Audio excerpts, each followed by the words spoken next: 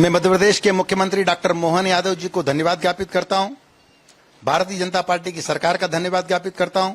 मुझ जैसे एक सामान्य कार्यकर्ता को, एक गांव से चलकर आने वाले कार्यकर्ता को दोबारा जिम्मेदारी दिए और वक्फ जैसी बड़ी संस्थान में मुझे अध्यक्ष का दायित्व सौंपा है। और साथ ही साथ देश के प्रधानमंत्री नरेंद्र मोदी जी ने जो नया कानून बनाया है, जिस उद्देश्य के साथ ये कानून बनाया, उसका अक्षरशः पालन किया है। समाज हित में कैसे बहनों को बराबरी का हक मिले, इसके लिए प्रधानमंत्री जी ने नए कानून में 2 बहनों की अनिवार्यता की है। माननीय मुख्यमंत्री डॉक्टर मोहन यादव जी ने उन दोनों बहनों की अनिवार्यता को तो पूरा किया ही, साथ ही मध्य प्रदेश ऐसा राज्य बना जिसमें 10 सदस्यीय बोर्ड में 4 बहनें रखी है। 2 नॉन मुस्लिम अर्थात हिंदू भाइयों को भी रखा है। जो कानून में ने कहा है कि एक्सपर्ट के नाते 2 हिंदू भाई होना चाहिए। तो पारदर्शिता के लिए जवाबदेही बढ़े, पारदर्शिता आए, इसके लिए 2 एक्सपर्ट भी अंदर आए हैं।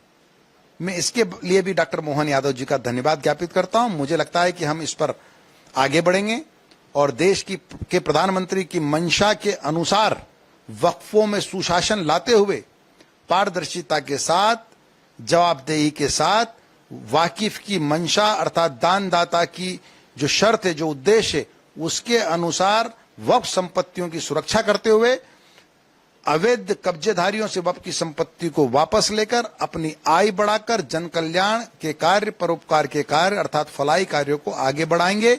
बेटे बेटियों को पढ़ाने का काम करेंगे, ड्रॉप आउट से रोकेंगे और उनको देश के अच्छे नागरिक बनाएंगे। पहली बार हो रहा है, हम देख रहे हैं कि सर हिंदू सदस्यों को भी शामिल किया गया है इसमें। ये बिल्कुल सही कहा आपने कि देश में जब से कानून बना तो मुझे लगता है पहला राज्य मध्य प्रदेश और डॉक्टर मोहन यादव जी जिन्होंने अक्षरशः उसका पालन किया है और कानून के तहत ही 2 हिंदू भाई भी इसमें सदस्य के रूप में आए। मुझे लगता है कि उनका पूरा सहयोग मध्य प्रदेश वक्फ बोर्ड को मिलेगा और मध्य प्रदेश वक्फ बोर्ड के कामों को हम आगे बढ़ाने में, उनके सहयोग के साथ आगे बढ़ाने में कामयाब होंगे। लेकिन सर हम लगातार विरोध भी देख रहे हैं, विपक्ष के जो भी नेता हैं तमाम इसका विरोध कर रहे हैं और मुस्लिम कुछ संगठन है वो भी इसका विरोध कर रहे हैं। कुछ लोगों ने तो अपना शगुफा बना लिया विरोध करने का।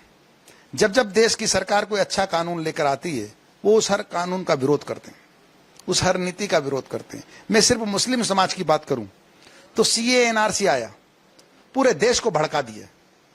एक शाहीन बाग नामक जगह दिल्ली में होती थी, पूरे देश के हर जिले में शाहीन बाग बनाने की कोशिश की। इतना भड़काया हमारी बहनों को, कहा कि अगर आप शाहीन बाग पर धरने पर नहीं बैठी अपने जिले की, जो नकली शाहीन बाग था, तो आपकी सदस्यता चली जाएगी, आपको भारत से भगा देंगे।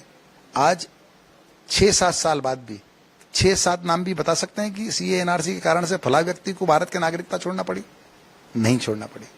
जब धारा 370 हटाने की बारी आई तो भड़काया कि आग लग जाएगी देश में और कश्मीर में तो हालत खराब हो जाएंगे। कहां आग लगी, कहां हालत खराब हुए? आज विकास हो रहा है कश्मीर का। 3 तलाक को हटाने की बारी आई तो बहनों को मजबूत करने के लिए तो भड़काने का काम किया कि 3 तलाक नहीं हटना चाहिए। जब इस्लामिक देशों में इस्लामिक कानून जहां है, सरिया कानून जहां है, वहां 3 तलाक हट गया तो यहां क्यों नहीं हटना चाहिए? तो इसी प्रकार से जब भी कोई अच्छा काम करती है भारत सरकार, ये सिर्फ भड़काने का काम करते हैं और भारतीय जनता पार्टी बढ़ाने का काम करती है। अब आम मुस्लिम समाज समझदार हो गया है, पढ़ लिख रहा है, अब इनके भड़काने में नहीं आने वाला है।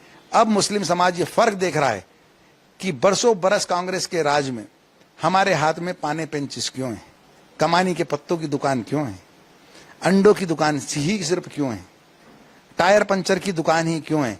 आज देश के प्रधानमंत्री जी सबका साथ सबका विकास की नीति पर चल रहे हैं। एक हाथ में कुरान और दूसरे हाथ में कंप्यूटर की नीति को लेकर चल रहे हैं। आज देश आगे बढ़ रहा है, आज मुस्लिम समाज भी आगे बढ़ रहा है। हम सब समझ रहे हैं, मुस्लिम समाज आम समझ रहा है, इनके भड़कावे में अब नहीं आने वाला है। आपके राज्य की खबरें, आपके शहर की खबरें सबसे पहले जानने के लिए देखते रहें अमर उजाला। चैनल को सब्सक्राइब जरूर कर लें और पाएं हर अपडेट।